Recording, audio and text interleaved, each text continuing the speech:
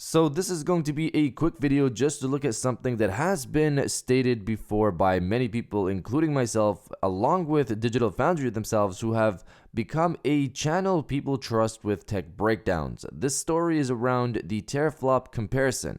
First, let me know if the Series X's 12 teraflop reveal has switched any of you to the Xbox side of the equation. I'm curious if this power conversation actually has changed anyone's mind who was originally going to get a PlayStation console. So let me know if the fact that the Xbox Series X has more teraflops made you decide to get Xbox instead this year. Let me know down in the comments below. Now, diving into the story, for today's video, I wanted to highlight a comment made by Digital Foundry's own John Linneman, who with Richard Leadbetter have discussed both next-gen consoles on their channel Digital Foundry. This teraflop topic has been a big part of the conversation for a long time now, as we know, and I think the conversation needs to shift to games because that's what people care about in the end. But in terms of performance, there is more to the equation than just teraflops, which I've said before, along with Digital Foundry and many other people in the industry, including developers. So I wanted to highlight a section of the Basement Radio Arcade podcast where John was present, and I'll have the podcast linked in the description for you guys to check out yourself, but I wanted to highlight the following. I think people get people get caught up on the numbers a little bit too hard sometimes, especially things like teraflops. You know, it's like, oh, well, this has more teraflops than that, so it's better. But you know, it's really not so cut and dried. Like, just I'll just throw out like a theoretical kind of example, looking at like PS4 Pro and Xbox One X, right?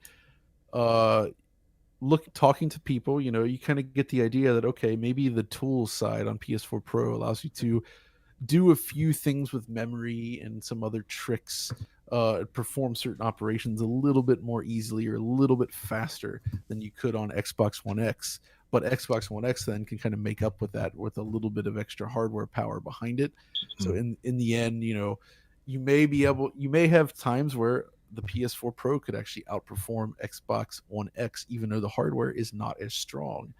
And that comes down to, you know, the development tools and things on that side, perhaps, and tricks that can be done on one and not the other, or done in a slightly different way. No, this is all stuff I don't know about on Series X or PS5 right now, so I really can't say there, but that's kind of an example where you're like, okay, maybe they can do something here. It's a little harder to do on the other side, which might, you know, even the odds, so to speak, which is why I would say, you know, don't look at just like, oh, this is X teraflops versus Y teraflops, and this one is automatically better, because it's not always that. But, you know, that's not to say there's no validity to those numbers either. Like, there is obviously things to read from that. It's just that you have to consider so many other factors rather than just one thing. So you can't just look at one thing. It's the same with the SSD stuff. Like, PS5 SSD is rated extremely high. Like, the speed is insane.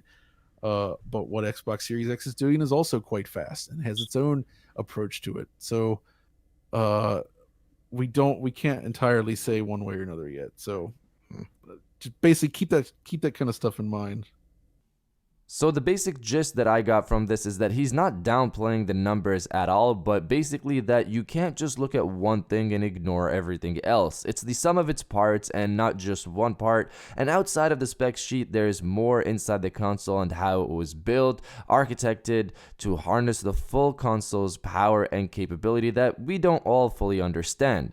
He also mentions tools which I don't think many thought about, including myself, and how they could allow things to be done easier on one side over the other. And this could also be used for the console itself, and how one console could be designed to do something easier while the other matches it with power. I think the overall thing here is we just need to wait for the games. That's all that matters in the end, and I think both Sony and Microsoft are bringing it next generation. I'm curious to see what Microsoft does, because we already know Sony is bringing juggernauts like they did this generation. They have so many sequels next generation to come, but with the new studio purchases, what is Xbox Game Studios bringing to the Xbox Series X? I'm really curious about that, so I guess we'll see. But you guys let me know if you agree with what John said in the podcast or not. Let me know your thoughts down in the comments below. And if you guys did enjoy this video, please hit that like button as it always helps. And subscribe if you're new. I got new videos every Monday, Wednesday, and Friday. And now, I'll check you guys out on the next one. And welcome back to the after show. This is the part of the video where we have a little fun down in the comments below. If you're old, welcome back. If you're new, welcome. For today's thing, what I want you guys to do is to body, obliterate, destroy, and overall harass the comment section with May is a few days away. Because we know that May is supposedly the time when we're going to get these big reveals of games, etc. And I'm excited for it, man. I really hope we get something in May and May doesn't just pass by and we get nothing. So if you feel the same way, destroy the comment section with May is a few days away, and I'll definitely heart those comments like I always do because I appreciate everybody who stays at the end of my videos. And now I'll check you guys out on the next one.